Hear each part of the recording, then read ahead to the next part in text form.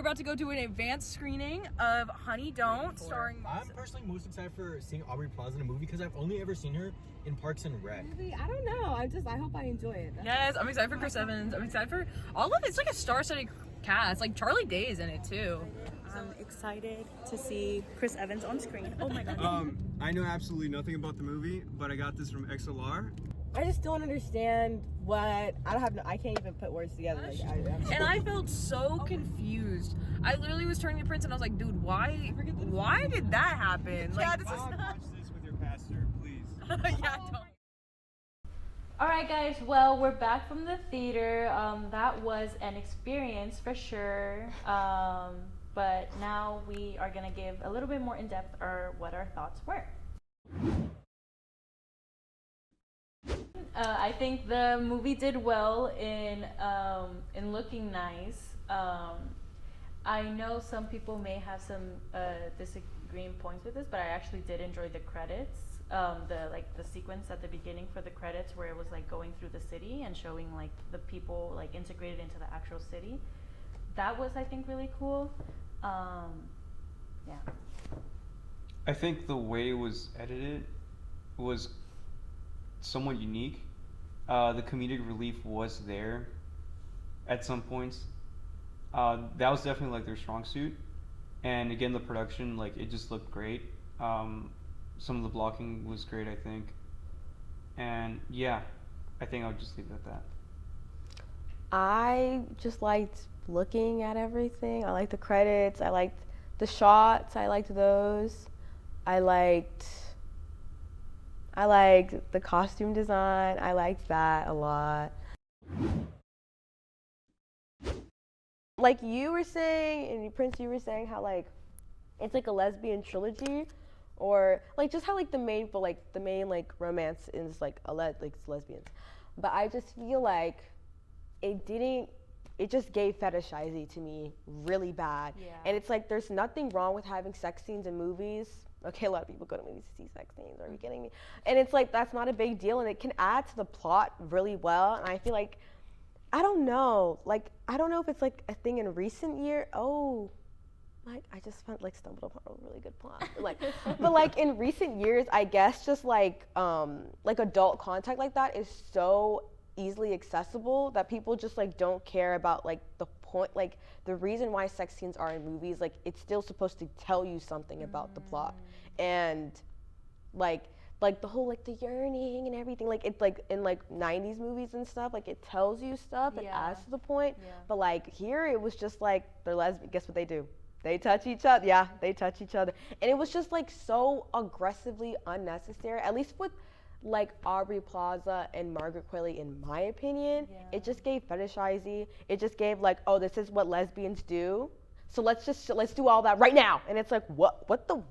Oh my God. Like literally, no, I did not like that at all. It made me very upset. I don't know.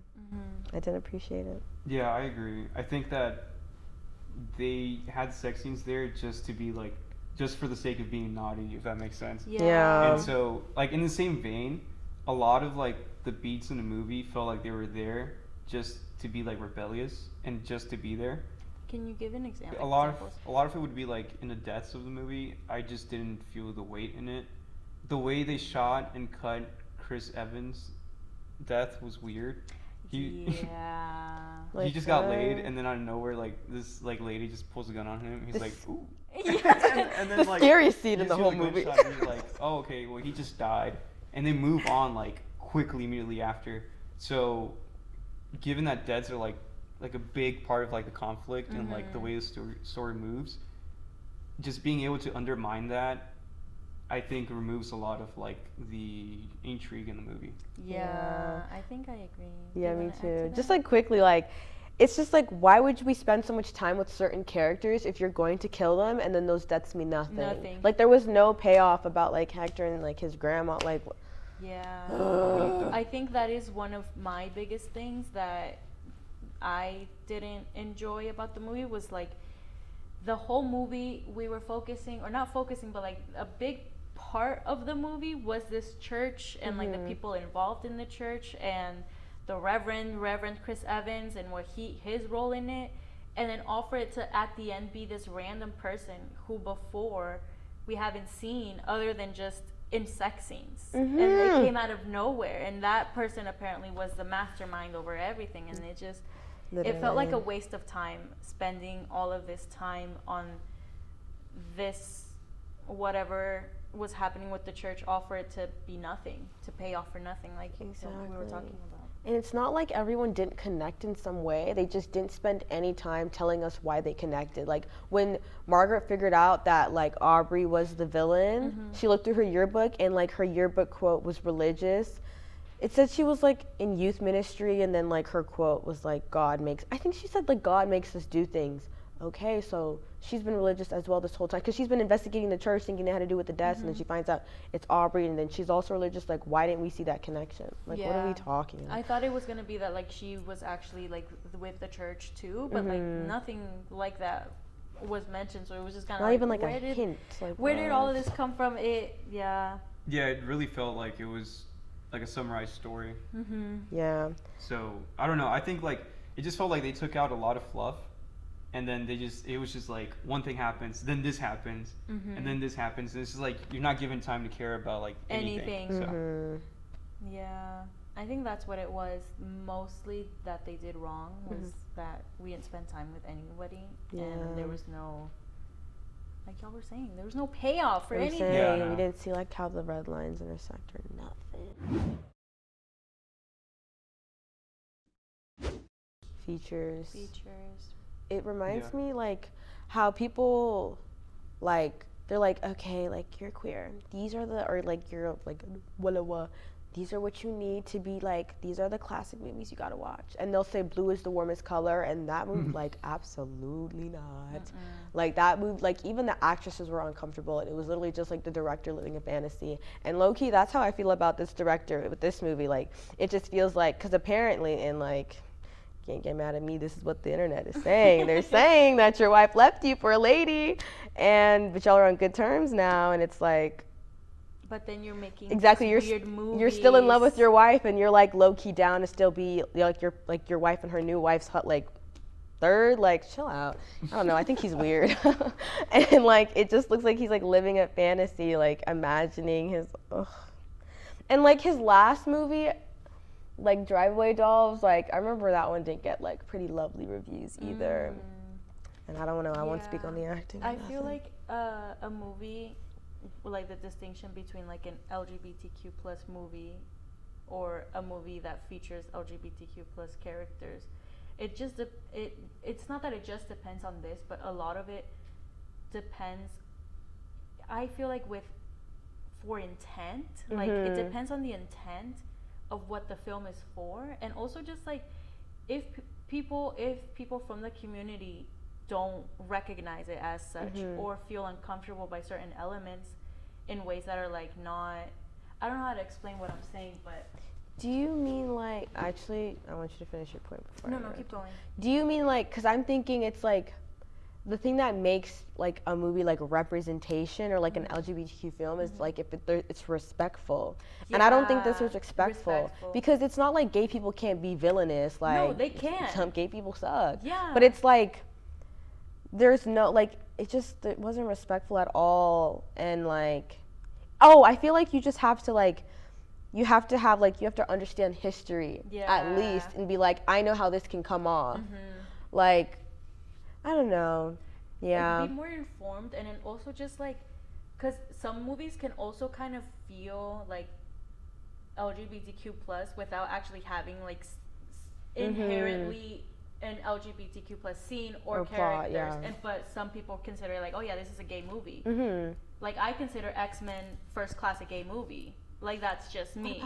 We'll have to talk. Oh yeah, yeah. You're right. Like, no, I know what you me, mean. You know, but, and like just because it features certain characters doesn't mean that it's like, oh yeah, that's for that. Yeah, I think that for it to be, because it's marketed heavy on that. Like we're talking about like I guess an unrelated trilogy of like B films, and like you're telling me like you can't like really provide like a conversation relating to like LGBTQ. Yeah. It's kind of like, I guess you're just using it as a prop at this point. Exactly. Yeah, or like a selling point. Because honestly, I was excited to watch this movie because of that. I was like, okay, lesbian detective, let's go. And then it just kind of fell flat and disrespectful, I feel like. Yeah, I wasn't excited at all.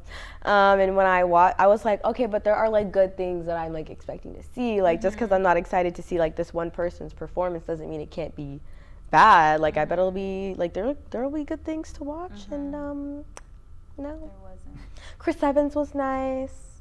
The girl who played the daughter, I can't remember her name, with the blue lipstick. I love her. She's a great actress, and she's gay. Anyway, I don't know. She was great. I think, okay, just real quick on the LGBT thing, I think also a big part of why it feels disingenuous is the fact that the two actresses are not lesbian or bisexual or seemingly a part of the community. Obviously, we can't assume anything, but the fact that one of them is married to a man, right?